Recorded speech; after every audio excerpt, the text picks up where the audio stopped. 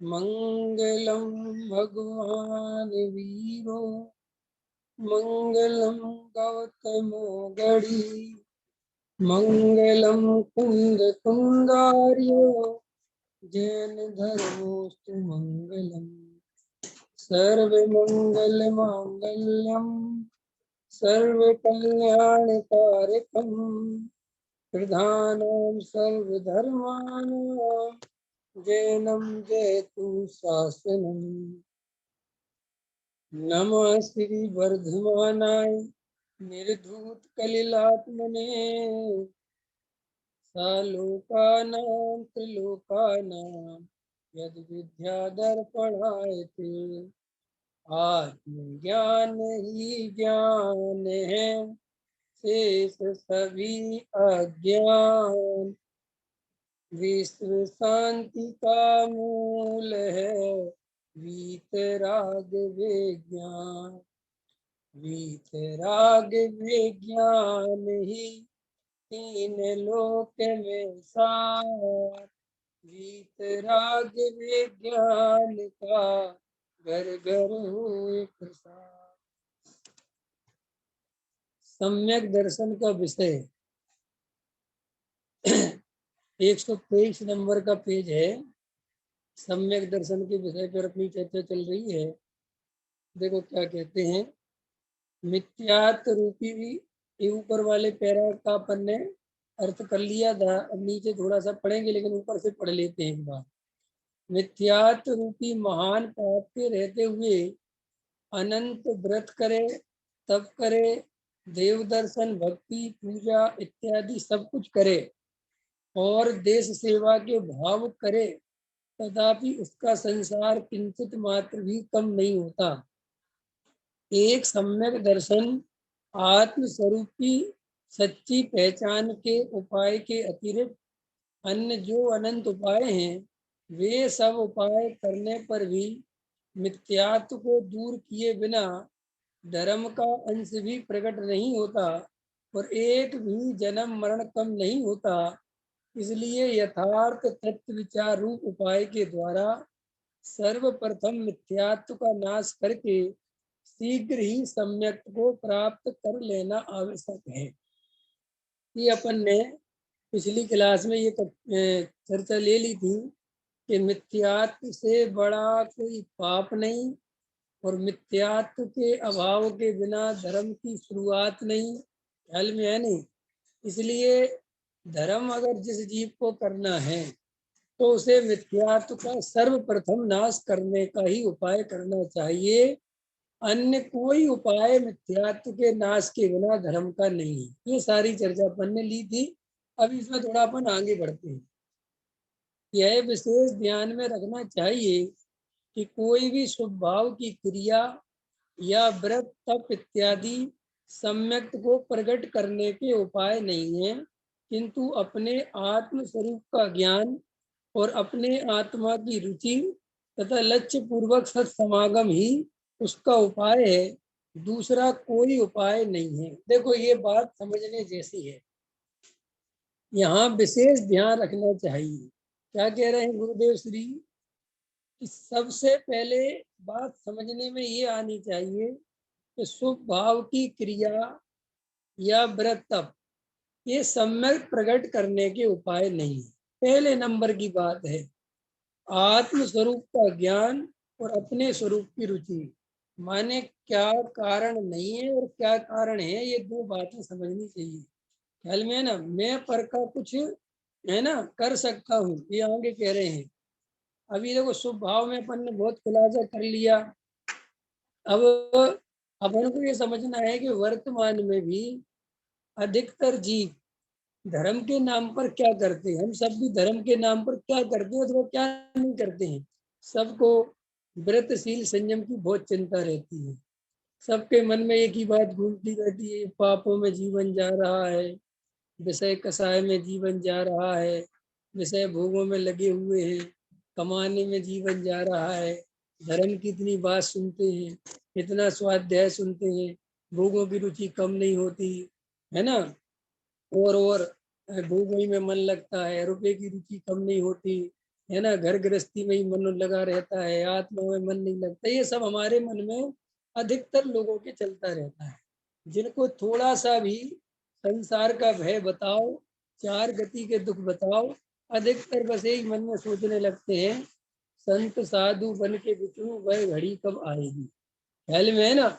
अब ये समझ में नहीं आता कि संत साधु बनने की बात कौन सोच सकता है। मिथ्या दृष्टि जीव संत साधु बन के बिचरू वह घड़ी कब आएगी, ये भजन गाने का अधिकारी नहीं है, ये सोचने का अधिकारी नहीं है।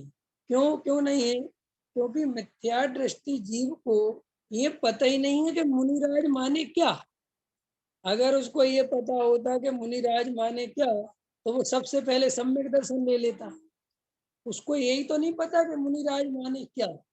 मिथ्या दृष्टि का चिंतन कैसा है, माने हमारा चिंतन कैसा है, वर्तमान में हम कैसा सोचते हैं। हम दो तरीके से सोचते हैं।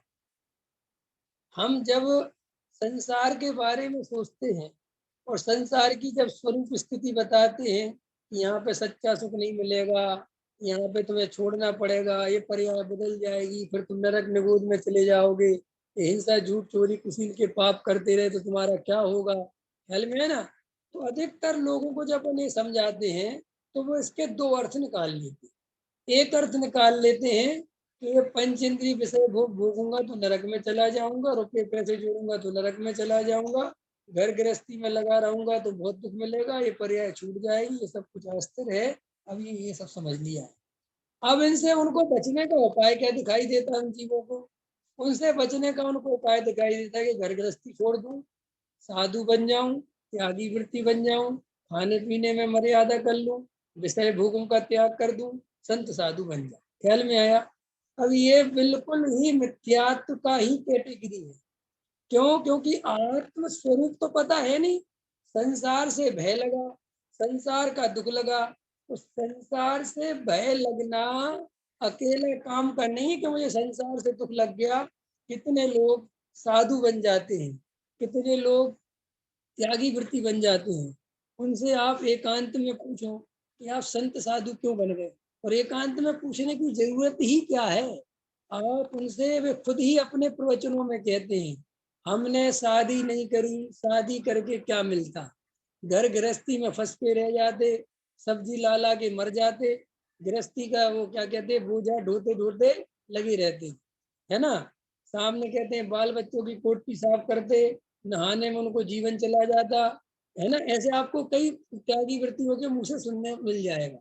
और सुनो, यहाँ भी दुख और भविष्य में भी दुख, क्योंकि इन विषय भोगों को भोगने के परिणाम से पाप का बंध होता है, और पाप के बंध से जीव कुगति में जाता है, तो वहां फिर दुखी दुख मिलता है। अब आप उनका ये सारा चिंतन देखो कि ये धर्म को ला सकता है, एक धर्मात्मा का चिंतन हो सकता है कि एक पुण्य पाप संबंधी भूल, आश्रव संबंधी भूल, एक मिथ्या दृष्टि का चिंतन।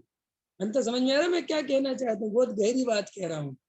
अधिकतर लोग, अधिकतर मैंने कितने त्यागी वृत्तियों से बातें सुनी, और ये त्यागी वृत्ति वो नहीं, ये त्यागी वृत्ति वो है, समझ गए ना, जिनको हम और तुम त्यागी वृत्ति मान लेते हो। ये व्यवहारी वाली बात नहीं है कि जो क्रिया कांड की बात करते हैं, जो आत्मा की बात करते हैं, उनकी भी बात कह रहा हूँ। क्यों? क्योंकि समझो, त्याग दो तरह से होता है। त्याग हमेशा दो तरह से होता है। एक त्याग किया जाता है और एक त्याग होता है। ख्याल में आया कि नहीं आया? जो त्याग किया जाता है वो मिथ्या दृष्टि के होता है, और जो त्याग होता है वो सम्यक दृष्टि के होता है। तो जो ये भरी सभाओं में कहता फिर रहा है कि मैंने ये त्याग कर दिया, मैंने ये त्याग कर दिया, मैंने ये त्याग कर दिया, और वो जो कारण बता रहा है कि क्यों त्याग कर दिया, इससे सिद्ध हो जाता है कि वो नियम से मिथ्या दृष्टि जानना। अगर कोई सम्यक दृष्टि धर्मात्मा हो तो उससे पूछेंगे आपने ये सब त्याग कर दिया, क्यों कर दिया, तो वो कभी ये नहीं कहेगा कि मैंने इसलिए त्याग कर दिया। वो हमेशा कहेगा कि अपने आत्मा का इतना आनंद आया कि इन सब का त्याग स्वयं ही हो गया। कितना कितना अंतर पड़ गया। समझ में आ रहा है सुनील जी को? नहीं आ रहा है? हैं? ये कितना बड़ा अंतर समझ में, ये लोगों को समझ ही में नहीं आता। और मजेदार बात ये है, प्रॉब्लम क्या है हमारी और आपकी, संसार की विडंबना ये है। एक तो मैंने कई दफे आपको समझाया कि निमित्त नैमित्तिक संबंध घने हैं, एक प्रॉब्लम। दूसरी बात, अज्ञानी ही अज्ञानी भरे पड़े हैं। जहां देखो वहां अज्ञानी, जहां देखो वहां अज्ञानी। सारे जगत में अज्ञानियों का ही बोला वाला है। अब हमारे पास वो आंखें तो है नहीं जब तक हमें खुद सम्यक दर्शन नहीं हो जाए। तो अधिकतर तो हम अज्ञानियों के प्रवचन सुनते हैं। और अज्ञानी प्रवचनों में क्या बताते हैं वे, कि तुम ये त्याग करो, ये त्याग करो, ये त्याग करो, इसमें इतना पाप है, इसमें इतना पाप है। वो ये नहीं समझाते कि तुम अपने आत्मा के स्वरूप में रमो, आत्मा का श्रद्धान करो, वेद ज्ञान करो। त्याग व्रत करने की चीज नहीं है। त्याग व्रत अपने आप तुम्हें अंदर से भाव उठने लगेंगे। अंदर से अपने आप हृदय कहेगा कि मुझे इस चीज की आवश्यकता नहीं है। त्याग असली तो वो है जिसमें त्याग करना पड़ता है। वो त्याग नहीं है, वो धर्म का अंग नहीं है। और इतने लोग आपको भरी सभाओं में त्यागी वृत्ति कहते मिलते हैं। और देखना तुम उनसे मजेदार बात, ये सारी बातें वो बोलेंगे और कभी ये नहीं बोलेंगे साथ में कि ये व्यवहारने का कथन है। क्योंकि वे सिर्फ बोलने के लिए बोलेंगे कि व्यवहारने का कथन है। वो भी कब? जब तुम उनका गला पकड़ोगे तब। उसके पहले नहीं बोलेंगे। आप कभी भी गुरुदेव श्री के प्रवचन सुनना। गुरुदेव श्री अगर व्रत संयम धर्म की कोई भी बात करेंगे, क्रिया की, तो हमेशा कहेंगे व्यवहार से कह रहे हैं, व्यवहार का कथन है। वे उसमें व्यवहार लगाए बिना रहेंगे नहीं। वे कहेंगे परमार्थ ऐसा नहीं है, परमार्थ ऐसा नहीं है। अभी अब जैसे मान के चलो, कोई त्यागी वृत्ति कह रहा है मैं ब्रह्मचारी इसलिए बन गया, मैं ब्रह्मचारी इसलिए बन गया, क्या रखा मैं, क्या बच्चों की पोटी साफ करता फिरता। मैं, तुम लोगों की क्या हालत है, रहते तो घरों में, तुम लोगों के लटके हुए चेहरे बताते तुम लोग कितने दुखी आदमी हो। तो वो तो नियम से ये बात कह के सिद्ध कर रहा है, उसको कुछ नहीं पता। और सुनो, उसके पास हम गए, हमने कहा पंडित साहब आप ये बोल रहे थे जो, ये क्या वास्तव में ऐसा ही है? कोई त्याग कर सकता है? अरे नहीं नहीं, वो वाली बात नहीं, वो तो हम उपदेश दे रहे थे, तो व्यवहार में ऐसे कह रहे थे ऐसा। तो आप कम से कम जो सामने वाले जीव है उनको ये क्लियरिटी तो करो। व्यवहार का वजन व्यवहार जितना ही देना चाहिए, व्यवहार का वजन ऐसा नहीं देना चाहिए कि श्रोता कंफ्यूज हो जाए। अंतर समझ में आए कि नहीं आया? हम तुमसे अभी हमने 2-3 दिन पहले मनुष्य भाव की दुर्लभता बताई, संसार की स्थिति बताई, लेकिन हमने बदले में ये नहीं बताया कि तुम त्यागी वृत्ति बन जाओ, या तुम जो है साधु बन जाओ या ब्रह्मचारी। ये कोई अर्थ ही नहीं है। हाँ, इसके बदले में क्या करें?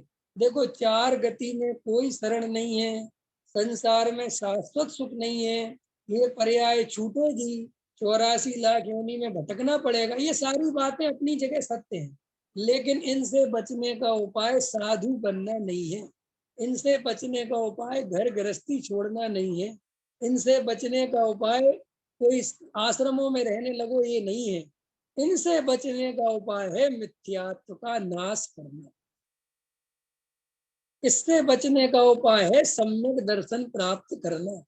और सम्यक दर्शन किसी क्रिया से नहीं होता, सम्यक दर्शन किसी भावों से नहीं होता, सम्यक दर्शन किसी तीर्थ यात्रा से नहीं होता, सम्यक दर्शन कहीं शास्त्र पढ़ने से नहीं होता, सम्यक दर्शन किसी पंडितों के साथ घूमने से नहीं होता, किसी मुनिराज के पैर दबाने से नहीं होता, आहार देने से नहीं होता, शास्त्रों को पढ़ने सुनने से नहीं होता।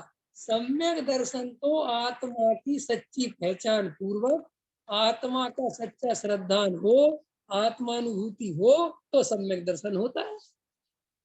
तो हमारे लिए ये बात सबसे पहले समझनी है कि तुम विषय भोगों से द्वेष मत करो, तुम कोई संसार से द्वेष मत करो। संसार में द्वेष के लिए कोई स्थान नहीं है। 6 द्रव्यों के समूह का नाम विश्व है। बोलो, 6 द्रव्यों के समूह का नाम विश्व है। संसार किसका नाम है बताना भैया? संसार किसका नाम है? संसरण इति संसारा। जो 4 गति 84 लाख योनि में घूमने वाला परिणाम है, घुमाने वाला भाव है, वो संसार है। कोई संसार, कोई घर गृहस्थी, मेरे मकान का नाम संसार नहीं है, ये तो पुद्गल का पिंड है। ये तो पुद्गल की जमावट है। ये मेरा है, मैं इसका स्वामी हूँ, संसार तो इसका नाम है, पत्नी का नाम संसार नहीं है। ये मेरी पत्नी है, मैं, मेरा एकत्व है, मेरा ममत्व है, संसार इसका नाम है, बेटे का नाम संसार नहीं है। हमें जबकि संसार के नाम पे हमेशा लगता है कि स्त्री पुत्र मकान दुकान नहीं होते, घर गृहस्थी नहीं होती, हम तो आनंद से रह रहे होते। इसका मतलब डबल मिथ्या, तुमने पर द्रव्य को सुख और दुख का कारण माना। अंतर समझ में आया कि नहीं आया? पकड़ो गहराई से। तो हमारे साथ प्रॉब्लम ये है कि जब भी हमारे लिए अरे साहब विषय भोग भोग रहे हैं, कब तक भोगते रहेंगे, ऐसे तो कभी अंत आएगा ही नहीं, ऐसे तो हम मर ही जाएंगे, ऐसे तो साहब क्या होगा, विषय विषय आपको पैसे कमाने से साहब हमारा रास्ता कैसे कम हो जाएगा, कौन से उपाय से कम हो जाए। हम तुम्हारे लिए पैसा का दुख बताते रहे, पैसा दुखदायक है, एक दिन छूट जाएगा, एक दिन बिक जाएगा माटी के मोल, तो इससे तुम्हें, इससे तुम पैसा छोड़ दोगे, इससे तुम सोचते तो मोक्ष मिल जाएगा। है? एक से एक दुनिया में लिखने वाले पोयम हैं, गाने हैं, एक से एक वैराग्य लिखेगे नहीं लिखेगे, क्यों भैया? इससे हो जाएगा काम है? इनसे कोई काम नहीं होता। कोई आप सोचते हो कि साहब नव द्वार में घिनकारी अस देह करें के मियारी, इससे तुम्हें थोड़ी देर के लिए तो वैराग्य जग सकता है, लेकिन वो वैराग्य नहीं है, वो द्वेष है। द्वेष में भी क्या होता है कि हमें शरीर दुख रूप दिखाई देने लगता है ना? तो साहब मैं अपने स्वरूप में सुख रूप हूं, ऐसा है ही नहीं। शरीर दुख रूप नहीं है, शरीर का कोई दुख का कारण आपके अंदर शरीर से नहीं आता। आपके अंदर जो शरीर के प्रति एकत्व है, ममत्व है, कर्तृत्व है, भोक्तृत्व है, असली दुख तो उससे आ रहा है। और अगर मैं ऐसा मानता हूं कि शरीर के कारण आ रहा है, तो बोलो मैं मिथ्या दृष्टि हूं कि सम्यक दृष्टि? सुनील जी समझो, ये बहुत गहरी बात बता रहा हूं मैं। अधिकतर लोगों के साथ प्रॉब्लम ये है, धर्म के नाम पर संसार से द्वेष करते, संसार से माने घर गृहस्थी से द्वेष कर लिया, और वो समझाने वाले भी जगह जगह ऐसे मिलते हैं। मैंने कहा ना, हम अपना दोष नहीं देखना चाहते। मैंने कहा सुनील जी आप कल स्वाध्याय में 2-3 दिन क्यों नहीं बैठे, तो ये नहीं कहेंगे साहब हमारा कोई दोष नहीं है साहब, वो तो कोई काम आ गया था, कोई चीज आ गई थी, मैं क्या, बस बात खत्म हुई। जबकि अंदर लगना चाहिए कि हमारा राग था वहां, हमारा कोई विशेष राग पड़ा हुआ था, हम तो ऐसी, लेकिन हमें हमें ना तो अपना राग द्वेष दिखाई देता है, ना अपने अंदर के, हमें तो ऐसा लगता हमारी गलतियां किसी दूसरे के ऊपर आ जाए, बस हाँ हमें हमें फ्री कर दो आप। तो आप और हम यही तो करते हैं। जैसे आप त्यागी व्यक्तियों के पास गए, उनने कहा क्यों भैया आपका आ नहीं रहे, समझ नहीं रहा, अरे साहब क्या करे साहब, घर गृहस्थी से छुट्टी नहीं मिलती। बेबी मिथ्या दृष्टि पे प्रवचन में बोलने लग गए, देख लो तुम लोग घर गृहस्थी में फंसे हुए हो, तुम्हारे घर गृहस्थी वाले पे मन में, कौन घर गृहस्थी वाला किसी को रोकता है? स्वयं की ही कमजोरी, स्वयं की ही राग आदि की तीव्रता तुम्हें इन सबसे रोकती है। इसके लिए कोई परद्रव्य तो जिम्मेदार नहीं है। फिर मैंने आपको 2 शब्द कहे, एक तो निमित्त नैमित्त घने हैं, दूसरी प्रॉब्लम ये है कि हमारे साथ सबसे बड़ी प्रॉब्लम ये है कि चारों तरफ जो उपदेश चल रहा है, अधिकतर उपदेश चल रहा है, 99.99% जो जगत में धर्म के नाम पर उपदेश चल रहा है, और खाली जैन धर्म में नहीं, खाली दिगंबरों में नहीं, सारी दुनिया में, सारी दुनिया में, सारी दुनिया में आपको एक ही बात सिखाई जा रही है, आपके पत्नी पुत्र मकान दुकान शत्रु है, रुपया पैसा शत्रु है, इन सब ने तुम्हारा संसार बढ़ाया है, ये तुम मर जाओगे, ये कोई उपाय, इनको त्यागो, साधुओं के साथ चलो, त्यागी वृत्ति बनो, ये सब। और मैं सच बताता हूँ, अगर इनकी बात सारी दुनिया को समझ में आ जाए और सबरे ही त्यागी वृत्ति बन जाए, तो इन्हीं का क्या होगा बोलो? आपको पता है साधु तभी तक जिंदा है जब तक असाधु जिंदा है। नहीं समझ में आया? साधु के बिना, असाधु के बिना साधुता की क्या कीमत? अगर दुर्जन व्यक्ति नहीं हो तो सज्जनता की क्या कीमत? ख्याल में है ना? और इन्हें त्यागी वृत्तियों के साथ होता भी है। जब ज्यादा लोग इनके समूह में इकट्ठे होने लगे तो फिर उसी समाज वालों से कहते हैं भैया पैसा लाओ, क्यों? अब समाज वाले कहते क्या रखा पैसों में, छोड़ो पैसा पैसा, समझ में है ना। आप तो चलने को कुछ नहीं होता, तो फिर एकदम नहीं, फिर वो व्यवहार है, ऐसे थोड़ी होता है। अरे भाई सीधी सी बात है, 2 और 2 4 जैसा गणित है। कोई त्याग करना पड़े वो त्याग नहीं, उसमें त्याग का कोई लक्षण नहीं। जब अपने आत्मा का आनंद बढ़ता चला जाता है, अपने स्वरूप की मस्ती आती है, तब बाहर में त्याग हुए बिना रहता नहीं, ऐसा वस्तु का स्वरूप है। और इसमें आपको कोई ज्यादा दिमाग लगाने की जरूरत नहीं है, लोक में भी यही व्यवस्था है। आपको कोई बढ़िया चीज मिलती है, उससे हल्की चीज आप अपने आप छोड़ देते हो। बोले ऐसा नहीं होता क्या? इसमें क्या आपको सोचना और क्या समझना, बोलो। आप खुद ये बात समझते हो कि यार अच्छा आनंद मिलेगा तो ये आनंद छोड़ देंगे, इसमें क्या बात है? आपके पास दाल रोटी है, दाल रोटी खानी चाहिए कि नहीं खानी चाहिए सुनील जी, बोलो। कि नहीं साहब दाल रोटी में मजा नहीं आता, लेकिन आपके पास 2 तरह की सब्जी है नहीं, है कि नहीं, और दाल आपने छोड़ दी, आपका क्या होगा? क्या होगा? आप महा दुखी हो जाओगे कि और ज्यादा दुखी हो जाओगे। इसलिए संसार में अधिकतर ऐसे ही हुआ, जो धर्म के सम्यक दर्शन के बिना शुभ भाव आदि की क्रियाओं में प्रवृत्ति करते हैं, वहां पर वो अंदर ही अंदर कहीं ना कहीं कलसते रहते। क्यों? क्योंकि जिसके आधार पर वो तप तरफ चलने चाहिए, वो आधार उनके पास नहीं है।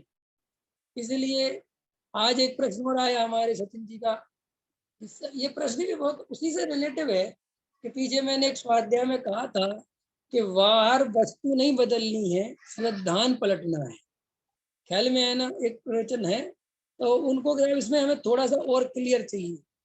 क्लियर क्या चाहिए? वस्तु का स्वरूप ऐसा है कि भाई आप पर द्रव्य के कर्ता धर्ता नहीं। ख्याल में आया? पहले तो ये बात आपको माननी पड़ेगी कि जड़ की क्रिया माने शरीर की क्रिया मैं नहीं कर सकता, ये तुम्हारे अंदर सम्यक निर्णय होना चाहिए। जबकि मैंने पीछे ये भी कहा था कि निमित्त नैमित्तिक संबंध ऐसे घने हैं कि हमें ऐसा ही दिखाई देता है कि हम नहीं करेंगे तो काम नहीं होगा। अगर हम व्रत नहीं करेंगे तो व्रत कैसे हो जाएगा विवेक जी, बोलो। आखिर व्रत तो करना ही पड़ेगा ना, बस यहीं से गलती चलती है। आपको पता है दिक्कत क्या है कि वो दिखता ऐसे है कि करे बिना नहीं चलेगा, और स्वरूप ऐसा है कि करने की गुंजाइश नहीं है। अब बोलो, अब मिथ्या दर्शन यही तो है कि दिखता ये है कि करे बिना नहीं चलेगा, और देखना ये है कि मेरे करने से नहीं होता। अब बोलो क्या करें? जब एक द्रव्य दूसरे द्रव्य का कुछ कर ही नहीं सकता, तो साहब हमें वस्तु स्वरूप में कहाँ कुछ बदलना है, हमें बाहर में कहाँ कुछ चेंज करना है। मिथ्या दर्शन किसका नाम है, बोलो। अच्छा बताओ, चलो किसी से पूछ लेते हैं। प्रवीण जी, रूपक बताओ बेटा, मिथ्या दर्शन किसका नाम? सबसे सरल प्रश्न। शरीर और आत्मा एक साथ एक क्षेत्र अवगाय संबंध में मिलकर रहते हैं, दोनों साथ साथ रहते हैं, इसका नाम मिथ्यात्व है। बोलो। भोजन करता हूं मैं, इसका नाम मिथ्यात्व है। मैं मकान दुकान के बीच में रहता हूँ, इसका नाम मिथ्यात्व है। मैं पैसा कमाने जाता हूँ, इसका नाम मिथ्यात्व है। मैं 2 टाइम रोटी खाता हूँ, 3 टाइम रोटी खाता हूँ, 4 टाइम रोटी खाता हूँ, अवक्ष खाता हूँ, इसका नाम मिथ्यात्व है। मिथ्यात्व किसका नाम? मिथ्यात्व है किसकी पर्याय प्रमोद जी? मिथ्यात्व किस गुण की पर्याय है? मिथ्यात्व, मिथ्यात्व का क्रिया से कोई रिलेटिव है कि सम्यक दर्शन? मिथ्या दर्शन जो है वो श्रद्धा गुण की पर्याय है। तो जब श्रद्धा गुण की पर्याय है, तो मिथ्या दर्शन मतलब श्रद्धा की विपरीतता। सीधी बात है ना। तो श्रद्धा की विपरीतता श्रद्धा में सुधरेगी कि किसी क्रिया में सुधरेगी? किसमें सुधरेगी? कॉमन सेंस लगा सकते हो ना सब, संगी पंचेंद्री हो। साफ, जब श्रद्धा में विपरीतता है तो श्रद्धा ही में सुधरेगी। ऐसा तो कभी दुनिया में नहीं देखा ना, तुम किडनी खराब हो आदमी की और हार्ट चेंज कर दे डॉक्टर, ऐसा तो कोई दुनिया में नहीं देखा होगा तुमने। किडनी खराब है तो किडनी चेंज करी जाएगी ना। तो जब आपकी हमारी श्रद्धा में विपरीतता है, तो हमारी श्रद्धा ही तो हमें सुधारनी है। अब श्रद्धा को सुधारने के लिए श्रद्धा को सुधारना पड़ेगा कि जड़ की क्रिया को सुधारना पड़ेगा? जड़ की क्रिया को सुधारना नहीं पड़ेगा, क्रिया को सुधारना नहीं पड़ेगा, श्रद्धा को सुधारना पड़ेगा।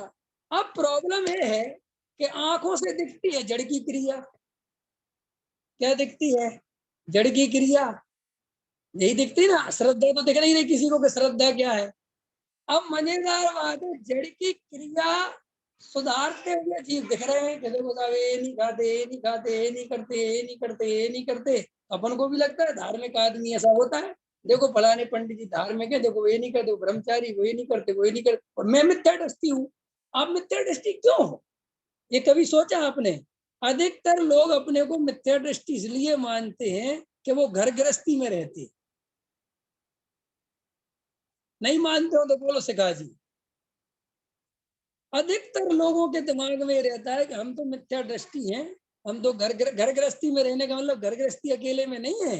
घर गृहस्थी में माने हम तो पैसा कमाने में लगे हैं, हम तो बीवी के बिना नहीं रह सकते, बच्चों के बिना नहीं रह सकते, हमारे तो बिना भैया अभी 2 टाइम क्या 3 टाइम रोटी खानी पड़ती है, और हमें तो बिल्कुल दुनिया भर के आइटम चाहिए, नमकीन भी चाहिए, मीठा भी चाहिए, और ये चाहिए और वो चाहिए। यार अपने तो क्या, ये अर्थ हमारे मिथ्या दृष्टि के निकलते। हृदय पे हाथ रखो, आपके निकलते हैं कि नहीं निकलते?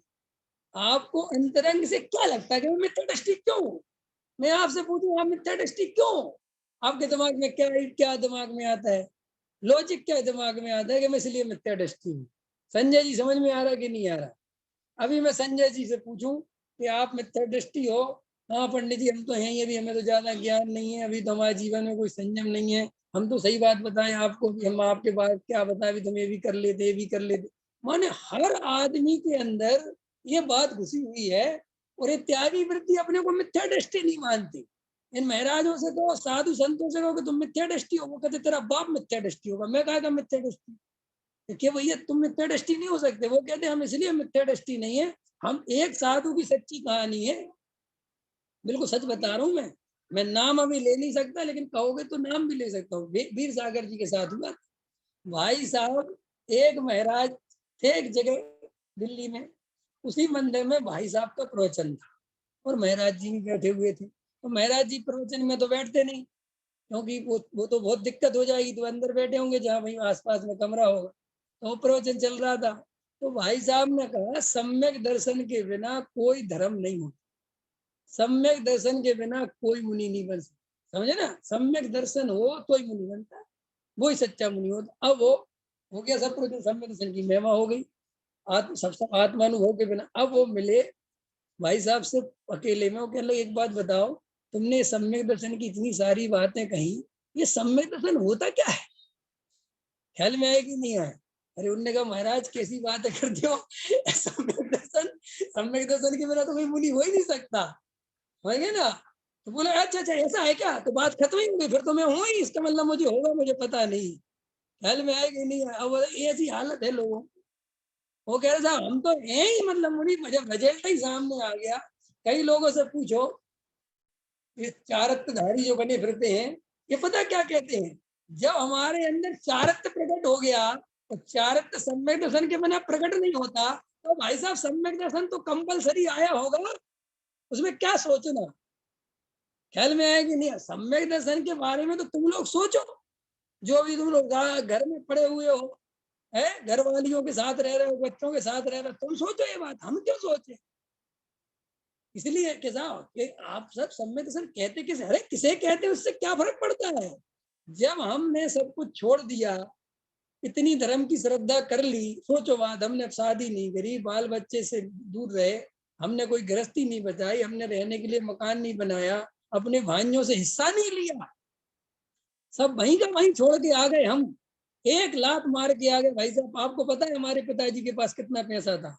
आज मेरे हिस्से में कम से कम 50 लाख रुपए आने थे, 1 करोड़ रुपए आने थे, मैंने 1 रुपया नहीं लिया। कि साहब उन घर वालों से तो नहीं लिया, लेकिन समाज वालों से तो ले रहे, हमने सुना। अरे ये तो हम धर्म के लिए ले रहे।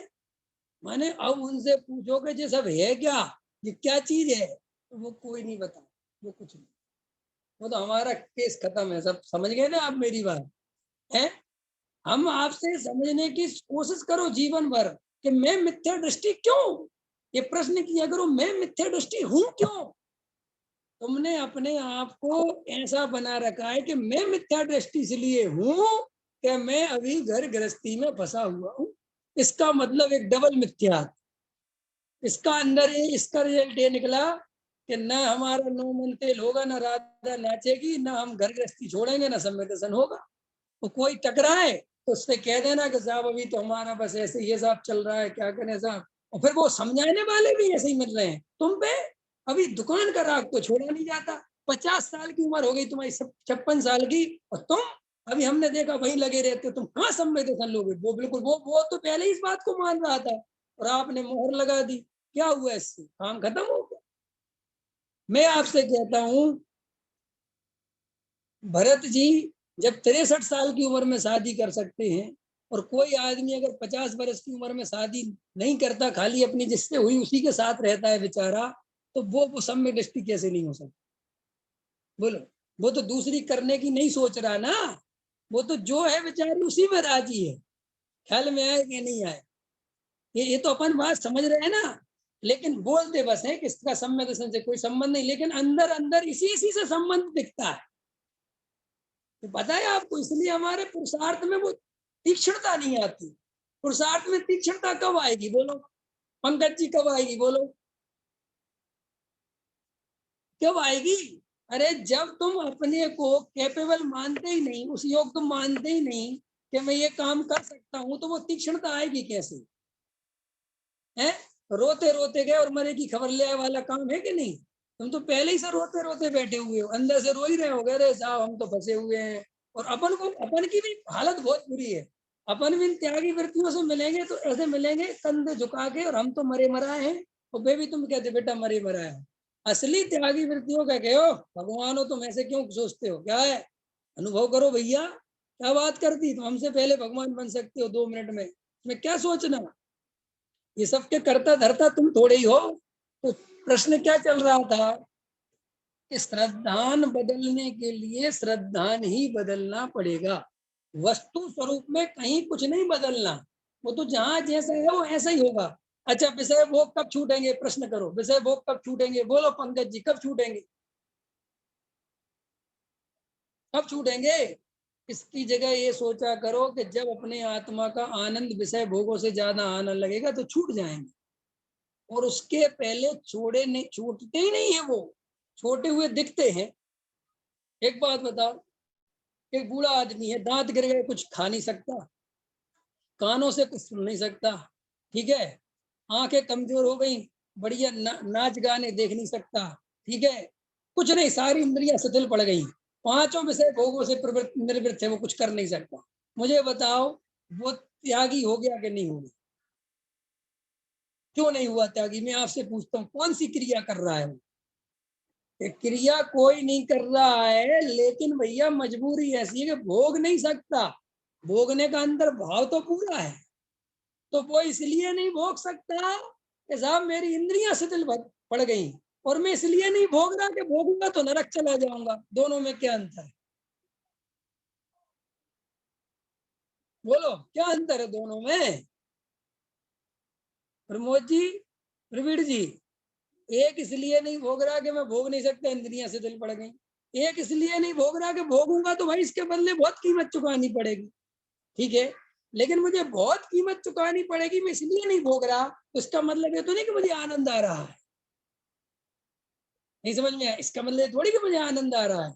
समझो मेरी बात, मैं गरीब आदमी हूँ, ठीक, मैं बड़ा आदमी बनने की तो बहुत सोचता हूँ, लेकिन बड़ा आदमी बनने की झंझटें देखता हूँ। यार ये चक्कर फंसेगा, ये चक्कर फंसेगा, ये चक्कर फंसेगा, ये चक्कर फंसेगा, ये चक्कर फंसेगा, मैं इसलिए हट जाता हूँ, डर जाता हूँ और पीछे आ जाता हूँ। तो भाई साहब ये हटने से क्या मुझे गरीबी का दुख मिट जाएगा क्या, मेरे जो मेरे दुख चल रहा है वो तो चलेगा, जो तकलीफ है वो तो चलेगी। साहब मैं बड़ी तकलीफों से बच गया साहब, डर गया, ये आपका सिर्फ मन को संतोष करना है। क्योंकि आपको अगर वास्तव में ये समझ में आ गया होता कि बड़े आदमी बनने में कोई सुख है ही नहीं, तो वो अंदर बड़े आदमी बनने का भाव ही खत्म हो जाए। लेकिन भाव तो है, लेकिन डर है कि मेरे में इतनी हिम्मत नहीं है। कई लोगों ने शादी इसलिए नहीं की कि उनने अपने भाई की, अपने पिताजी की, अथवा उनके चचे सगे ताऊ जो भी होते हैं, उनकी हालत देख के डर गए। अभी मेरे सामने एक बिल्कुल सच्ची घटना है, मैं किसी का नाम नहीं बताऊंगा, कि सामने वाले ने इसलिए शादी नहीं करी कि साहब मेरे पिताजी की जो हालत है वो मैं अपनी नहीं देख सकता। तो ये तो कोई मतलब नहीं हुआ ना आपके ब्रह्मचारी बनने का, क्योंकि आप ब्रह्मचारी डर के बन गए। और ऐसे ब्रह्मचारी डर के बन भी गए तो होगा क्या जीवन भर, क्या होगा बोल, क्या होगा? कल्पना नहीं है अभी तुम्हें, क्योंकि तुम बने ही नहीं हो। बनोगे तो पता चलेगा ऐसे ब्रह्मचारी क्या होता है। ख्याल में आया कि नहीं आया? अभी आपको ये नहीं पता, हर आदमी को अपने सुख की कोई कीमत नहीं पता ना।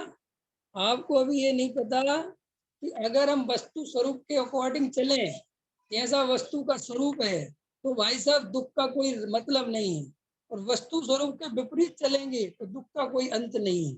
देखो, जैन दर्शन की सबसे बड़ी विशेषताओं में एक सबसे बड़ी विशेषता ये है कि वो इतना वैज्ञानिक बात करता है। वहां कहते हैं कि देखो, मिथ्यात्व गुण स्थान में ये कसा है तो ये सब चीजें चाहिए, चौथे गुण स्थान में इतनी कसा है तो ये सब चीजें चाहिए, पांचवें गुण स्थान में ये सब चीजें चाहिए, बराबर है कि नहीं? ऐसा स्वरूप बताया कि नहीं? तो जब भाई साहब तुम जो गुण स्थान के विपरीत चले गए, तुम्हारा गुण स्थान मिथ्यात्व का है, कसाएं पूरी पड़ी पड़ी हुई हैं, और तुम त्याग व्रत की ओर बढ़ते हो, तो क्या होगा? दुख होगा। और उसमें भी कर्तृत्व का दुख चलता है कि मैंने इतना त्याग कर दिया और मुझे लोग पूछ नहीं रहे हैं। आपको पता है, आपको और हमें कहीं और से राख की पूर्ति हो जाती है, तो हमें कोई पूछता नहीं है, तो हमें इतना दुख नहीं होता, क्योंकि हमें और लोगों ने पूछ लिया। और कोई नहीं पूछेगा तो अपनी पत्नी तो पूछेगी ना, सुनील जी, है वो तो पूछेगी कम से कम। तो हमारे पास तो कहीं ना कहीं थोड़ा बहुत राख की गुंजाइश है। अब उनके पास तो राख पूरा बिल्कुल समाज के ऊपर डिपेंड करता है। अब समाज वाले जरा सा भाव नहीं दें, तुमने देखा होगा बड़े बड़े साधु संतों की, अपने सागर की घटना है ना, एक बड़े साधु अपने सागर वालों से नाराज हो गए, समझ गए नहीं? और वे सागर वाले मना मना के मर गए कि महाराज चलो, अब नहीं जाएंगे। कि क्यों? कि तुमने दूसरे साधु को बहुत सम्मान दे दिया। नहीं समझ में आया? बोलो इससे ज्यादा मैं क्या कहूँ? और उनकी अकेली नहीं है, मैं कई त्यागी कृतियों के नाम ले सकता हूँ। इतने खौफ खाते हैं, क्यों विवेक जी? क्यों, याद है तुम्हें?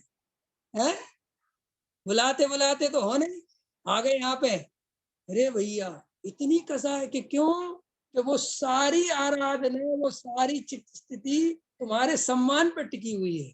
और जब तुम सब, इसलिए तो विद्वान वगैरह, विद्वान माने मैं भी आता हूँ विद्वानों में, मैं घर गृहस्थी नहीं हो, कहीं और कसाय निकलने का साधन नहीं हो, तो भाई साहब आपको नहीं पता, मान सम्मान में ही सारी कसाय की पूर्ति होती है और कोई उपाय नहीं बचता। क्यों?